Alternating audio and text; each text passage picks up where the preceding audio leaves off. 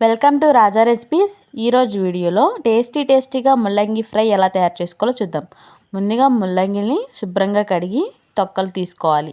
వీటిని చిన్న చిన్న ముక్కలుగా కోసి పక్కన పెట్టుకోవాలి.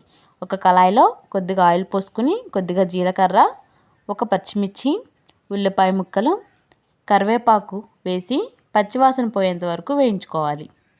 ఇందులో పక్కన పెట్టుకున్న ముల్లంగి ముక్కలను వేసుకుని రుచికి సరిపడా ఉప్పు వేసుకోవాలి. వీటిని 5 నిమిషాల వరకు మగ్గనివ్వాలి. తర్వాత ఒక స్పూన్ కారం, చిటికెడు పసుపు, ఒక స్పూన్ ఎండు కొబ్బరి పొడి వేసుకుని 2 నిమిషాల వరకు ఫ్రై చేసుకోవాలి.